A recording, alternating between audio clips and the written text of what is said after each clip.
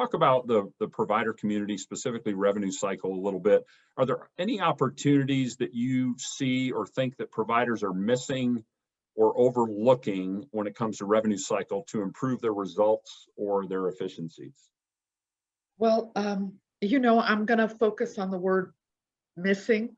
I don't think most talented revenue cycle people miss anything. I think they have to do a lot of choosing. I think they have to do a lot of prioritizing. I think they have to do a lot of selection of, how's this going to be number 3 and this is going to be number 4. We have to do that all the time. But I think most of them have a lot on their radar, but they're constantly having to choose which of those things on the radar are most important. Mm-hmm. And sometimes we don't choose well. That's why I focus on order of magnitude. Suppose I choose to give all of my energy to something that's going to have a minimal return, but it seemed really important when the person came to me about it. That's why you have to evaluate everything and what you're choosing. We have to choose a lot of things concurrently too. I don't mean it's not a sequential thing. You're on a spinning plate, and you got to figure out where on that plate you need to focus. So I think it's a lot of choosing. I don't think a lot of people miss opportunities. I think they don't oftentimes evaluate some opportunities and vet them to the degree that they should. I've been guilty myself of thinking, oh, well, I know what that'll do, or I know, I don't really need to look at that. And I was wrong. I do need to look. That's what's taught me to look at order of magnitude. Some of those long ago experiences that said to me, you didn't really take the time to analyze that at the level you should to see what the return would be. And is that return consequential enough for you to, make a decision one way or the other? So I think it's really important when we talk about missing opportunities or overlooking things. Some things that may sound small can have a bigger return than you might realize if you give them a really good scouring over. Right. And I tell people all the time, and I'm sure you've probably heard this out of my mouth yourself, we may be friends, but I vet everything before I do it. I don't do business just because someone's a friend. Hey, if they're a friend and we want to do business together, that's awesome. But that's not how you give back to your organization. You give back to your organization with results. So you need to know that if you're comparing products or services or potential business relationships, that all has to be thoroughly vetted. When you work for state organizations, you have to go through an RFP process anyway. Mm-hmm. Sometimes at every 3 years, at the most every 5 years. Yeah. You can't even just stick with a partner because it's going great. Right. So some of the organizations I've been in, the requirements for those things are different. So it can be painful. It can be painful and time consuming. Painful for everybody, actually. But the bottom line is, I really don't think that people miss a lot. I think they don't always choose as carefully as they should. So I would just caution people to think about order of magnitude. Don't just assume you know everything about something that someone wants to tell you about. Sure. Give them a moment to explain it. And if you did understand and already knew, what have you given up? 15, 20 minutes of your time to say, what sounds great, but I have that under control, or our internal team does that well, or what, I already have a business partner that does that. In fact, you asked me about what are some of the first things I do when I go into a place. I want to see every contract. Yep. Not to make them wrong, but to understand them, because I have to scour them. I find out we're paying for stuff and we haven't turned it on yet. Hello. Yeah. Right. So I've been known to get a credit on an invoice because I'm like, this has been on for 18 months and we've never really implemented it. And those vendors need to know that they're being held accountable. Yes, absolutely. And again, I don't ask for the contracts to do anything negative. I just need to understand what we've got, what we're paying for it, and what is, how's it going? It's a part of the process, right? Exactly. And if someone complains about the service model of a business partner, I need to talk with them about that. Yeah. I need to be able to say, hey, when I'm talking to my leadership team, this service model seems to have some gaps in it. We need to talk about expectations.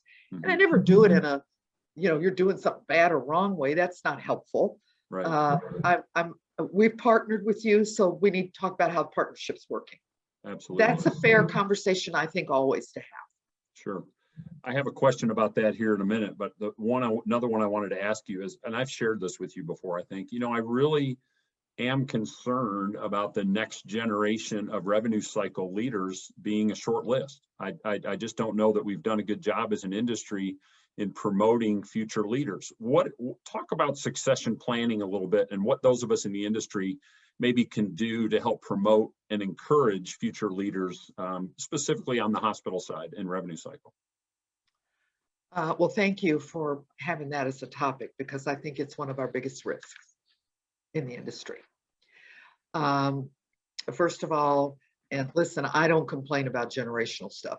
I got kids in every generation you've got, and then I'm in one, and my grandkids are in a different one. What difference does it make? People are people. I don't blame any generation for being anything.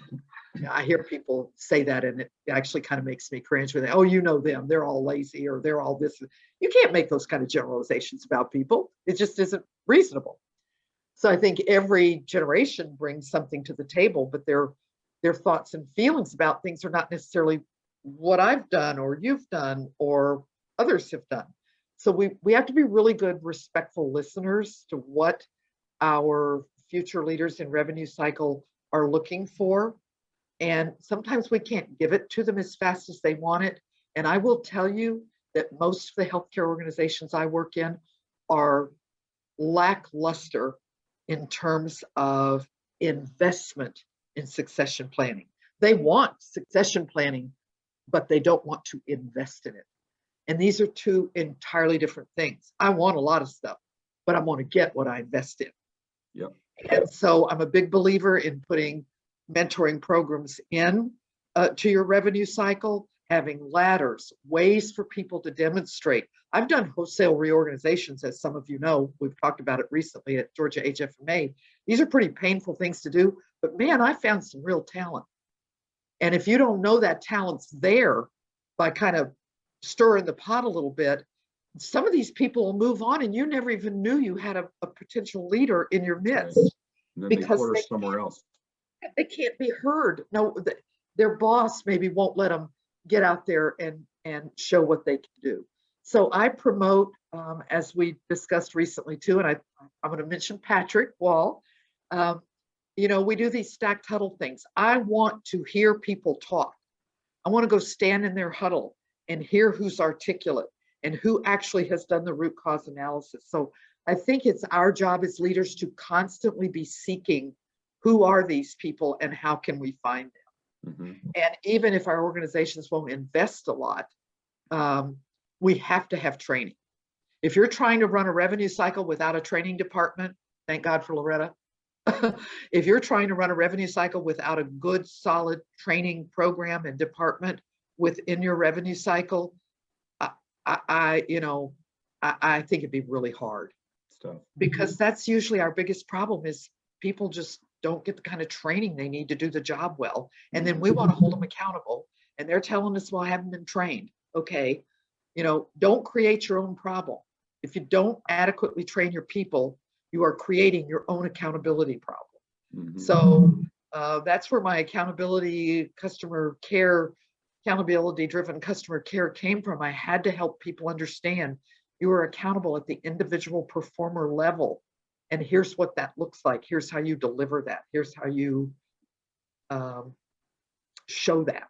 Not just with results, but here's how you live it and demonstrate it to your coworkers and to other leaders. So we have to be very cognizant of the need for new revenue cycle leaders to be coming up behind us. And sometimes it's hard to do. You've only got so many manager jobs. That's right. That's right. I think some people need to be nudged a little bit too. You know, you shared that you had quite a bit of confidence, it sounded like, early in your career with taking on responsibility, even though you didn't necessarily know what the job was going to include or involve. Some people are afraid of that, so they won't step up because they maybe don't have that confidence. And so I think it's important that if you see somebody has potential, it can really be life-changing for them, for you to nudge them along, encourage them along a little bit, and lift them up to Well, and make them feel confident they can do it. and sorry for interrupting you, but giving people projects is a great thing to do. You see somebody, you think they've got that little thing, that little flicker of stuff in them, give them a project, let them show you what they can do. With something specific and limited, where they can feel their success, not just you see it, but they can feel it and get excited about it. Because every time an employee gets excited about something they accomplish, you just made progress with that employee. They just became somewhat more engaged, and that's all very important. But I think it's also important to remember, in some of these organizations, they're striving to be at the 50th percentile in the labor market. How do you fight that?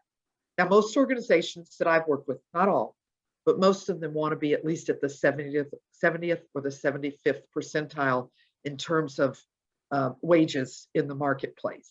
Mm-hmm. If you can't get up to that, it's hard also to realize you can't just be about talk and projects and giving accountability. People need to experience financial reward. And if you can't give it to them, it can be really hard for you to make progress with succession planning. And sometimes people need to leave too, Bill, just to be candid with you. I can't say to some really hotshot person who's ready to move up, I can make a position for you. You can't do that.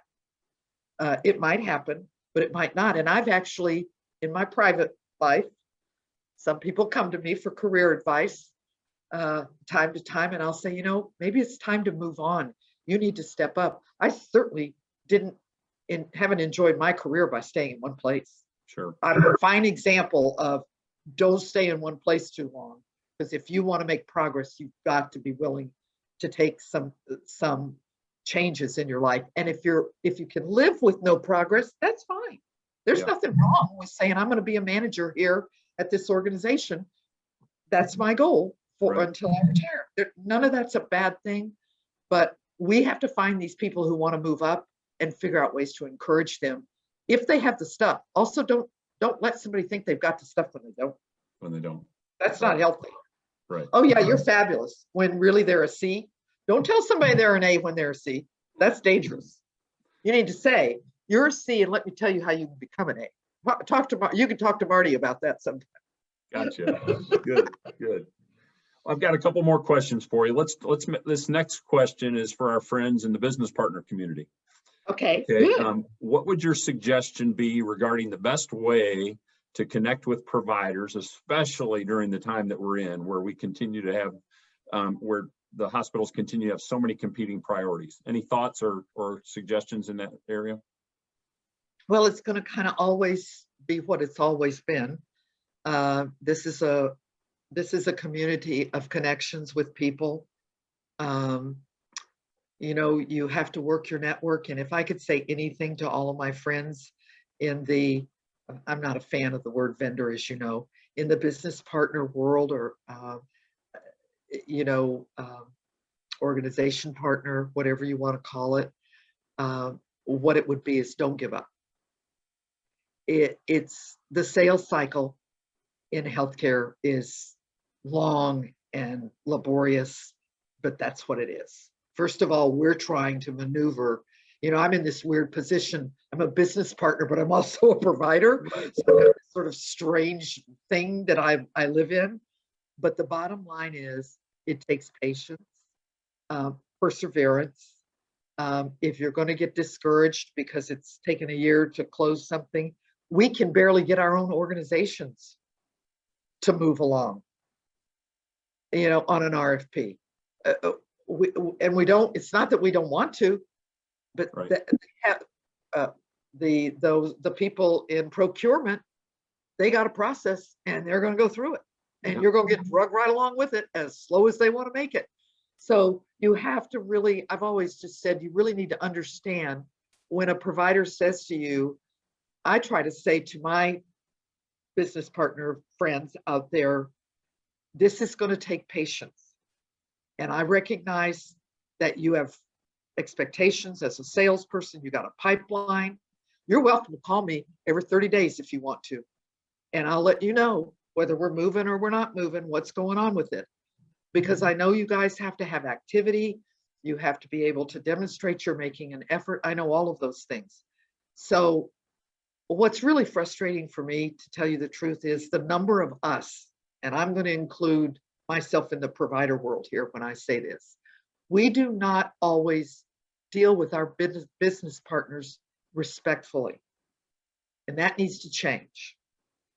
What you guys are all bringing to the marketplace and what I'm trying to bring to the marketplace, it's to help people. And all we're looking for is an opportunity to say what we do, right? Right. That's all you're looking for. I can't guarantee you a sale any more than the next guy. Yep. But what I should be able to say to you is, you know what? You're a trusted partner. You're a supporter of HFMA. If you need 20 minutes on my calendar, here's the time I can talk. And I'm very frustrated by the number of people who have jobs like I have and won't do that. Yeah. I know I may be speaking to a lot of people out there, but I'm not afraid to say it. You need to understand these people are trying to make a living just like you are, and they're depending on at least the courtesy of a response. That's all. Yeah. The courtesy of a response. Yeah. I appreciate that insight and that feedback very much. One of the challenges I think these days is there's been so much consolidation in the industry among business partners, and a lot of the investment backing that some of these companies have, those investors don't understand our business. They don't have an appreciation for that sales cycle. They want a return tomorrow, and it can sometimes take a little bit longer. So thank you so much. I'm sorry. I was just going to say that's one of the reasons that companies need to understand when they're merging with someone, especially if it's a VC situation or, just looking for a big infusion, that doesn't come without a price tag. Yeah. And anybody who thinks it does hasn't looked hard enough. Absolutely. It always comes with a price tag, and you just have to know what that price tag is and can you pay it as an organization. And what is the culture? Organizations that merge with other organizations and the cultures are all, they clash before you even start. How's that going to work successfully? Absolutely. Culture match is extremely important. Yep, I hear you. Thanks so much for your time today. This has been great. I always enjoy seeing you and catching up. I appreciate your friendship over the years. And as do I. Yours. Yeah. Tell us what's next for you. You consider yourself completely retired now? I'm going to guess no. No. I think it's pretty public at this point that I'm early next year. I'm going to be working with our friends at Baptist Health in Jacksonville, Florida.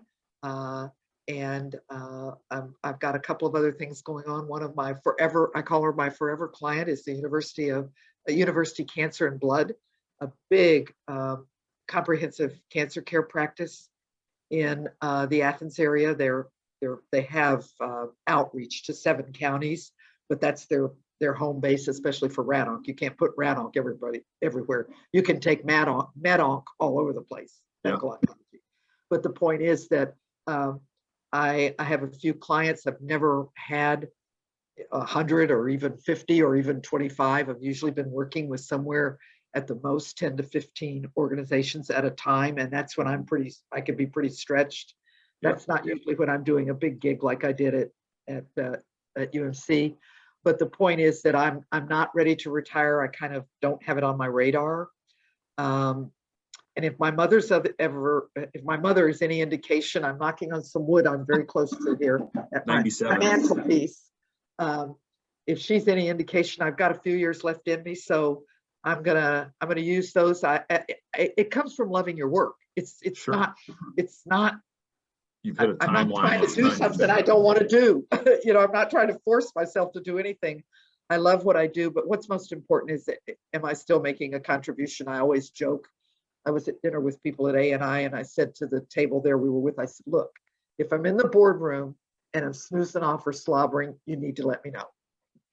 You need to tell me, because I can't rule in Yeah. the boardroom. That No, would not be. that would be one of those conversations that somebody needs to have with you.